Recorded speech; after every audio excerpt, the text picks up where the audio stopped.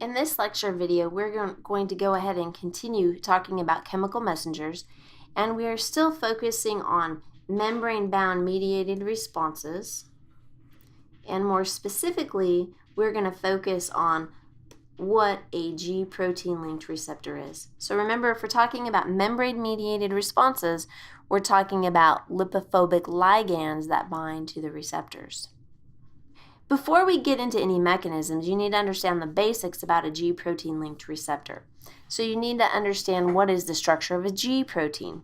So first off, what does the G stand for? Okay, this G stands for guanosine.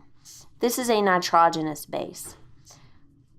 Within the intracellular fluid, so here's the ICF of this cell, okay, you're looking at three subunits that make up the G protein. These include alpha, beta, and gamma, as you could see there. Notice that you have a GDP, that's what the G guanosine diphosphate is attached to the alpha subunit. That's a very important concept. GDP is a nucleotide like ADP is a nucleotide. Okay, so to activate a G protein, how does it get activated? So first off, your messenger, your ligand, which remember has to be lipophobic, has to bind to the receptor. So remember, we're dealing with slow responses here, so the receptor and the channel are different proteins. So when the ligand binds to the receptor, what happens to happen next? So step 2 then, GDP falls off the alpha subunit. And when GDP falls off the alpha subunit, GTP is added. And when GTP is added, the G protein is now activated. And when it's activated, it's the alpha subunit that slides over. And when it slides over, it will either bump into a channel or it will bump into what's called an amplifier enzyme. I'll show you examples of both of these later. Now, when this G protein is active, this can either alter enzyme activity on the cytoplasmic side of the membrane, or it can alter an ion channel. Okay, so once again, we'll come back to that later. Now, you shouldn't leave your G protein activated, correct? Because if the G protein remains activated, then the target cell keeps making a response, which you don't want the target cell to continue to do that indefinitely, because then you're no longer in homeostasis. Okay, so to inactivate a G protein, the ligand must be removed, or it must fall off the receptor. Remember that binding to a receptor is reversible. The second thing that must happen is that GTP must be hydrolyzed. Remember when we hydrolyzed ATP, you got an ADP and a phosphate? The same is true here. When you hydrolyze GTP, you get a GDP plus a phosphate. So when that happens, then your alpha subunit slides back over and all three subunits are bound once again. So the thing is that you need to remember that G protein-linked receptors are an example of a ligand-gated channel. These are slow ligand-gated channels like I mentioned earlier. And so if they're slow, are the receptor and the channel the same protein, or are they two separate proteins? Well, they're two separate proteins. And slow G protein-linked receptors are involved with these two mechanisms that we will discuss. There's direct coupling and there's second messenger. And we'll be discussing each of these. So let's look at direct coupling first. So here in direct coupling, again, got to get your bearings. Here's the extracellular fluid in blue. Cytosol is in tan. Here's your ligand. Your messenger is your ligand. So it binds to your receptor.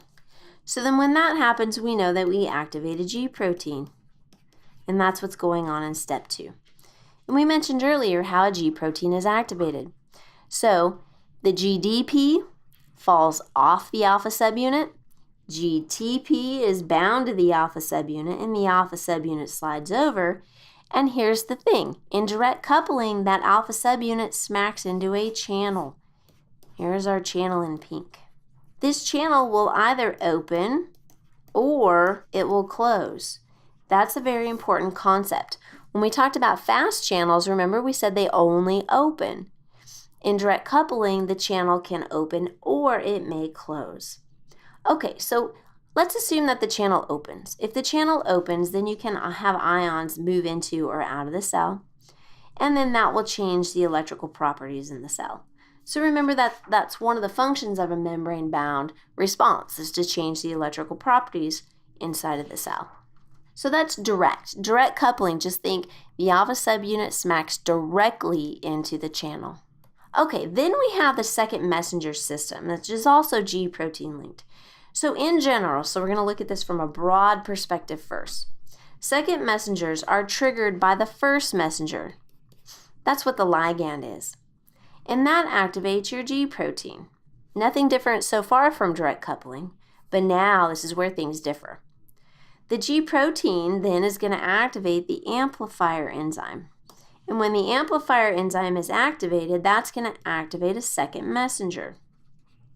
There are different types of second messengers that we'll talk about later. The second messenger then can either activate or inhibit cellular pathways. Okay, so here are the various amplifier enzymes. When you say adenyl cyclase, this is also adenylate cyclase, and guanylyl is also guanylate cyclase, and then there's phospholipase C. And so what adenylate cyclase does is it's going to convert ATP to cyclic AMP. Guanylate cyclase, that amplifier enzyme, will convert GTP to cyclic GMP, and phospholipase C will convert your membrane phospholipids over to IP3 and DAG. These here on the end are your second messengers. Okay, so then let's take a look at the various second messenger systems. So cyclic AMP, cyclic GMP are both nucleotides. So remember what makes up a nucleotide. DAG and IP3 are lipid derived. And then there's calcium, which is an ion. So these are the 5 second messenger systems that we will be discussing throughout the semester. And right now, in a separate video, I will introduce you to the cyclic AMP second messenger system, as well as DAG, IP3, calcium. When we get to phototransduction, or we get to the eye, vision, we will talk about the cyclic GMP second messenger system. So that concludes this video.